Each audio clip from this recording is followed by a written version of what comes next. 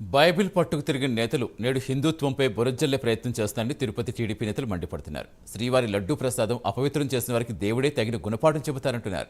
సనాతన ధర్మ పరిరక్షణ కోసం CM Chandrababu, deputy CM Pawan Kalyan అడుగుజాడలు నడుస్తామంటున్న టీడీపీ నేత కోడూరు బాలసుబ్రహ్మణ్యంతో మా correspondent Haribabu face to face. వారి లడ్డూ ప్రసాదాల కల్తీ అంశానికి సంబంధించి సుప్రీంకోర్టు కీలక నిర్ణయం తీసుకోవడం జరిగింది. 5 మంది సభ్యులతో కూడిన ఒక కమిటీని ఏర్పాటు చేసి నిష్పక్షపాతంగా దర్యాప్తు చేసి నివేదిక ఇవ్వాల్సిందిగా సూచించిన నేపథ్యంలో మనతో పాటు తెలుగుదేశం పార్టీ నాయకులు ఉన్నారు. ఆయన అడిగి తెలుసుకుంది. సార్, ప్రధానంగా తిరుమల శ్రీవారి ప్రసాదాన్ని హిందువులు అత్యంత పవిత్రంగా భావిస్తారు.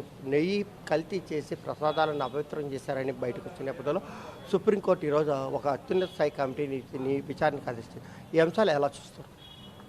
దేవదేవుడు, అఖిలాండ కోటి బ్రహ్మాండ నాయకుడు తిరుమలకి వచ్చే భక్తులందరి కోరికలు తీర్చే వెంకటేశ్వర స్వామిని, సాక్షాత్ వెంకటేశ్వర స్వామి లడ్డూ ప్రసాదాల్లో కల్తీ చేయడం జరిగింది. వీళ్ళందరూ ఎవరైతే నాస్తికులుగా ముద్రపడిన వ్యక్తులు, ఎవరైతే ధర్మాన్ని ఆచరించకుండా తిరుమలలో 5 సంవత్సరాలు వ్యవహరించిన వాళ్ళు, కల్తీ నెయ్యి ద్వారా అంటే కొంతమంది దర్శనం చేసుకోకపోయినా కూడా లడ్డూ ప్రసాదాలు స్వీకరించి వెంకటేశ్వర స్వామి దర్శనము, ఆయన అనుగ్రహము, పద్మావతి అమ్మవారి అనుగ్రహం పొందింది అని లడ్డూ ప్రసాదాలు స్వీకరించి వాళ్ళ ఊరిలో పోయి పంచుకుంటారు లడ్డూల్ని. అంటే ఆయన ఒకటే తినకన్నా భక్తులందరికీ కూడా ఊర్లలో పంచుకునే ఆనవాయితీ ఉండేది లడ్డూ ప్రసాదాలు. అలాంటి లడ్డూ ప్రసాదాలని వీళ్ళు కల్తీ చేశారు. దేనికోసం కల్తీ చేశారంటే కమిషన్ల కోసం. వీళ్ళు ఇష్టారాజ్యంగా వ్యవహరించుకునేదానికి తిరుమల ఒక రాజకీయ పునరావాస కేంద్రంగా మారింది. వీళ్ళందరూ బైబిల్ పెట్టి తిరిగిన వాళ్ళే. వీళ్ళందరూ కుటుంబాల్లో పెళ్ళిళ్ళు క్రిస్టియన్ విధంగా చేసిన వాళ్ళే. వీళ్ళందరూ తిరుమలకు వచ్చి వీళ్ళేదో ఆల్వార్లు వంశాన్ని వ్యవస్థాపక అధ్యక్షులు మారి ఆల్వార్లని వీళ్ళే సాగినట్టు పెద్ద పెద్ద నామాలు పెట్టుకొని, పెద్ద పెద్ద కండువాలు వేసుకొని, దసరా వేషంలో దసరాకు వస్తుంటారు ఊర్లలో గంగిరెద్దులు ఆడించుకుంటూ. అలాంటి గంగిరెద్దులు ఆడించుకునేటట్టుగా పెద్ద పెద్ద శాల్వాలు ధరించి మేమే స్వామీజీలు, మేమే ధర్మాన్ని రక్షిస్తున్నాం అని వీళ్ళందరూ వచ్చి తిరుమలని అపవిత్రం చేశారు. మేము ఒకటే అడుగుతున్నాం వీళ్ళందరినీ, మీకు ఏ రైట్ ఉంది కొండపైన?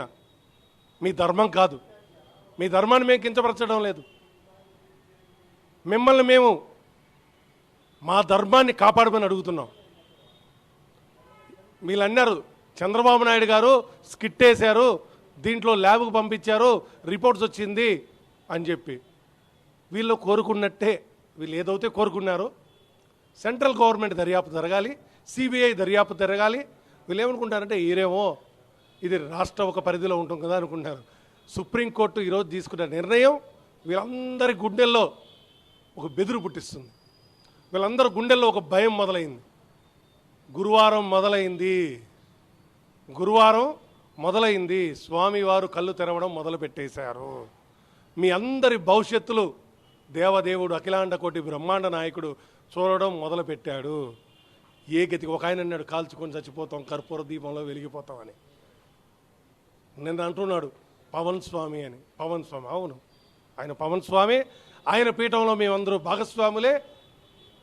మేమందరం ధర్మాన్ని రక్షించేదానికి, ధర్మం కోసం నిలబడేదానికి, పవన్ గారి అడుగు జాడల్లో నడిచేదానికి తెలుగుదేశం పార్టీగా మేమందరం దేవుడు భక్తులుగా సిద్ధంగా ఉన్నాం.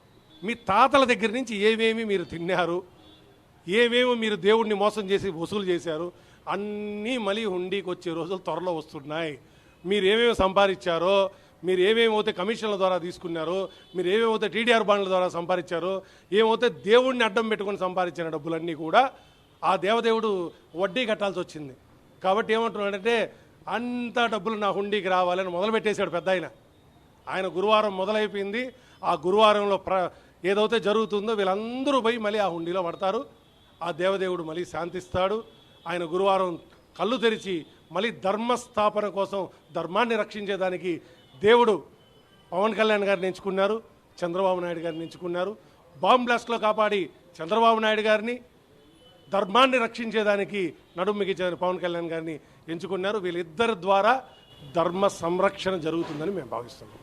ఏదైతే లడ్డు కల్తీ నీకు సంబంధించి కూడా ఇప్పటికే స్విట్ రాష్ట్ర ప్రభుత్వం ఏర్పాటు చేసినప్పటికీ సుప్రీంకోర్టు కూడా ప్రస్తుతం ఏర్పాటు చేసిన కమిటీ ద్వారా అసలైన నిజాలు బయటకు వస్తాయి. దోషులు ఎవరైతే ఉన్నారో వారు ఎప్పుడు తప్పించుకోలేరు చట్టాన్ని నుంచి. అలాగే స్వామివారు కళ్ళు తెరిచారు కాబట్టి స్వామివారి నుంచి ఆయన ఆగ్రహాన్ని నుంచి కోపం నుంచి తప్పించుకోలేని పరిస్థితి ఉంటుందని ప్రతి ఒక్కరు తప్పనిసరిగా ఈ తగిన మూల్యం చెల్లించక తప్పదని చెప్పని కూడా చెప్తున్న పరిస్థితి అయితే కనిపిస్తుంది.